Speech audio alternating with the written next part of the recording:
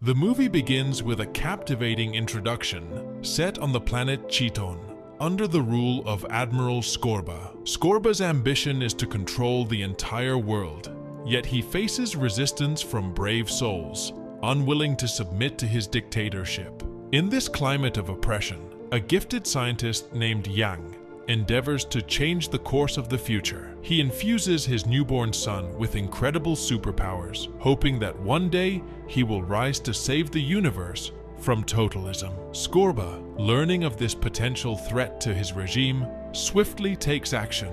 He descends upon Yang's laboratory, intent on eliminating the child who could challenge his rule. In a desperate bid to protect his son from the Admiral's fury, Yang places the baby in a spaceship and launches him towards Earth, far from Scorba's reach. As the spaceship departs, Scorba and his forces, including his daughter Agatha, invade the laboratory. Agatha possesses a unique psychic ability that allows her to read minds. She uses this skill to determine the baby's destination. Tasked with a critical mission by her father, Agatha is instructed to pursue the child to Earth and bring him back to Chiton. The journey takes an unexpected turn when the baby's spaceship collides with a satellite, causing it to crash land in Spain. Meanwhile, Agatha, misled by the accident, ends up in the United States. In a twist of fate, the spaceship carrying the baby is discovered in a field by a Spanish couple, the Lópezes. Intrigued by the peculiar,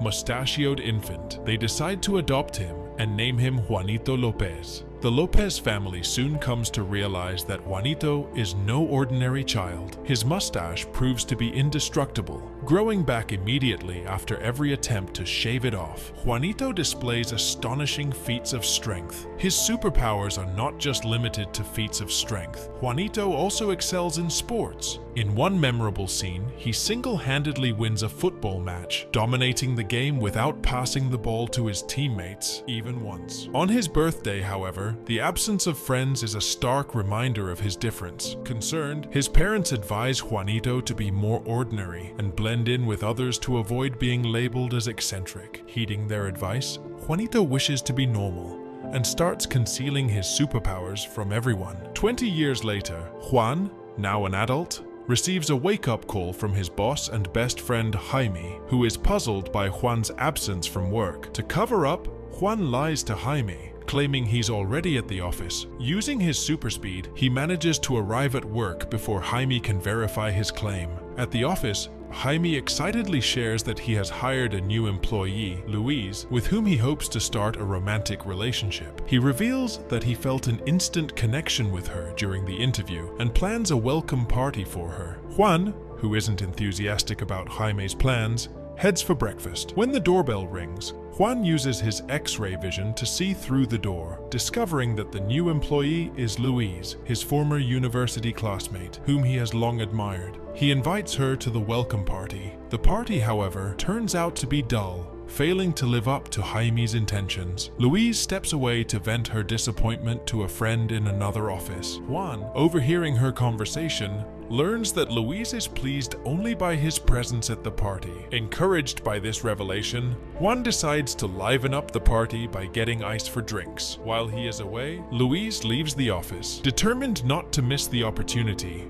Juan rushes to catch up with Louise at the subway station, using his super speed to reach her car and ask her out. Their romantic dinner at a pizzeria is suddenly disrupted by a group of rough teenagers. Louise, annoyed by their behavior, confronts them.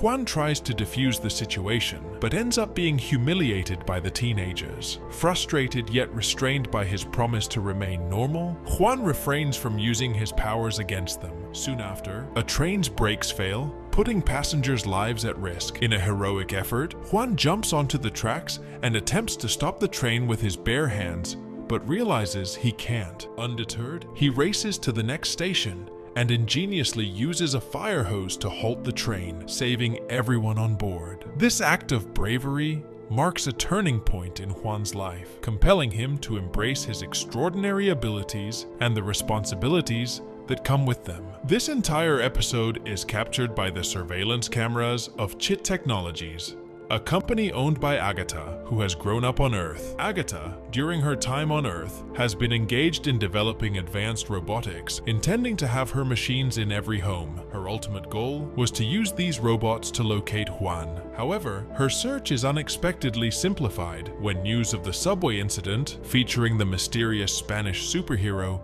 spreads widely. Agatha quickly realizes where to find the extraordinary Juan and sets off to Spain with an army of robots. Meanwhile, back at Juan's office, his colleague Louise vents her frustrations about Jaime's unwelcome advances. She also dismisses the news about the Spanish superhero, unaware that the hero is Juan, who is right in front of her. Their conversation is interrupted by Jaime, who excitedly shares that Agatha Muller, a renowned businesswoman, has arrived in Spain. Agatha, upon arriving, contacts her father, Scorba, promising that her mission will soon be accomplished and that he can bring her home. Scorba, however, is skeptical of her success, expressing frustration over the prolonged search that has spanned 20 years. He threatens to destroy Earth, along with Agatha, if she fails to capture López before his arrival. Juan, meanwhile, is on a bus to a second date with Louise, when he suddenly hears a loud noise in his head, which changes into Agatha's voice. Agatha mentally summons López to the Chit Technologies building,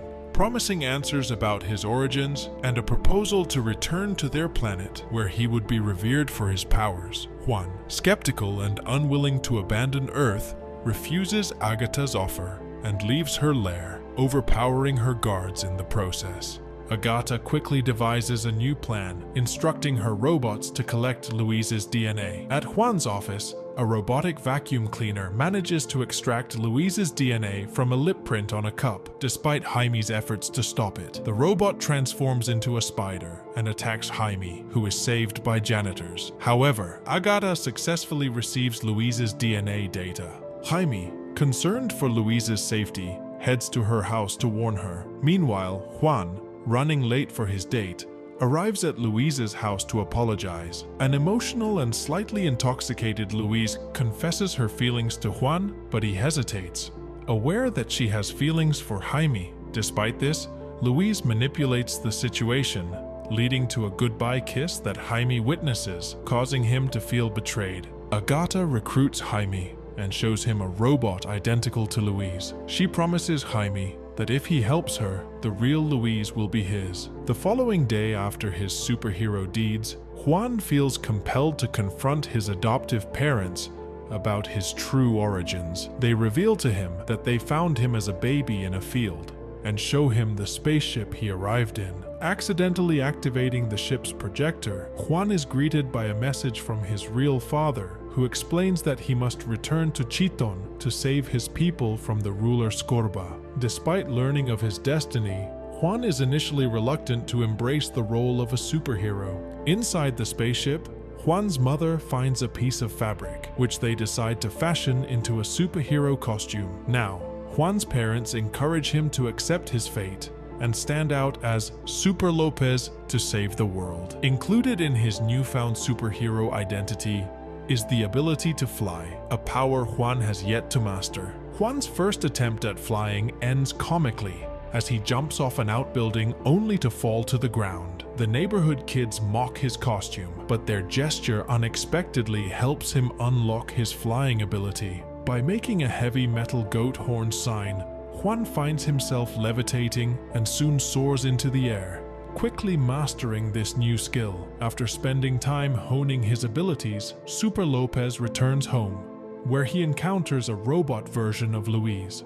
The robot, controlled by Agatha, urges Juan to return to his home planet. Juan, noticing the robot's odd behavior, tries to shift the conversation to discuss the kiss they shared the previous day. Agatha, unaware of the kiss, is momentarily taken aback, and Jaime, controlling the robot's voice, accuses Juan of betrayal, expressing disgust at their kiss. Juan's heartfelt response, emphasizing Jaime's importance as a friend, touches Jaime, leading him to abandon his support for Agatha's plan. The confrontation escalates when Agatha regains control of the robot, which attacks Juan. A fight ensues, with Juan's adoptive parents coming to his aid. Juan ultimately defeats the robot by using a large piece of ham to blow its head off. However, Agata's plans do not end there, and she soon targets the real Louise, putting her in danger. Juan meets Louise and confesses his superpowers to her, demonstrating his abilities by wearing his superhero costume. His actions draw the attention of other superhero cosplayers who challenge him to a fight. While Juan is distracted, Louise is kidnapped, and Agata telepathically sends Juan a message,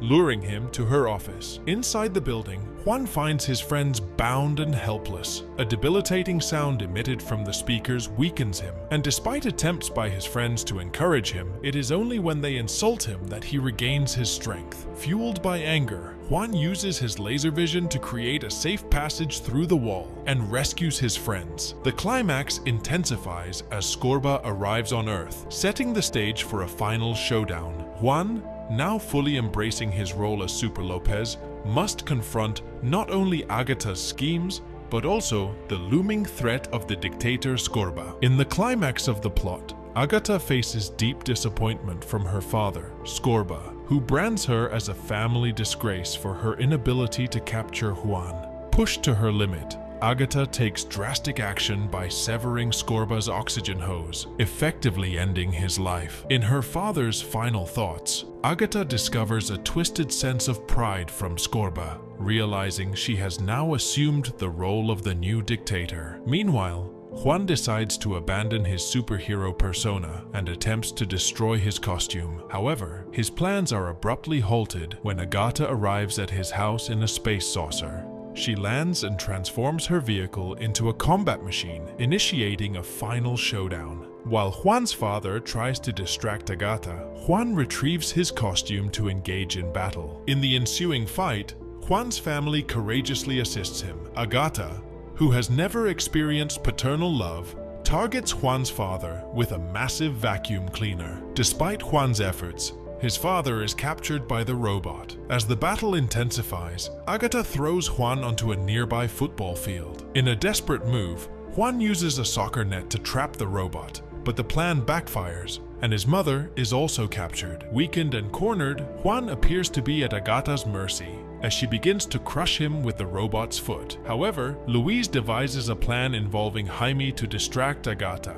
allowing her to approach the robot from behind. As Agata focuses on Jaime, Louise encourages Juan to use the same move that floored him on their first date. Fueled by the taunts and insults hurled at him by his captured family and friend, Juan finds renewed strength. He ascends into the sky, proclaims himself as Super López, and uses his icy breath to freeze the robot. This action gives him the upper hand, allowing him to push the robot away and ultimately defeating Agata. Following the battle, Louise acknowledges Juan as a true Spanish superhero. Their celebration is briefly interrupted by Juan's mother, who reminds him of his biological family's need for a hero on Chiton. Juan ingeniously sends Agata and a cosplayer to Chiton in his stead. The cosplayer is mistaken for Juan and becomes the new ruler of Chiton, much to the relief of Juan, who is keen to remain on Earth. The epic battle between Super López and Agata is captured on video by neighborhood kids, making Juan a national sensation as Spain's first superhero. However, his newfound fame is not without its challenges. The government raises taxes to cover the damages caused by the superhero activities, leading to public discontent. Louise, too, is frustrated with Juan's constant lateness due to his heroics. As Juan navigates his life as Super López, he encounters a mysterious man with a teleporter in a cafe, hinting at future adventures and leaving the possibility of a sequel open. The movie concludes with the promise of more extraordinary events in the life of Super López, Spain's first and most extraordinary superhero.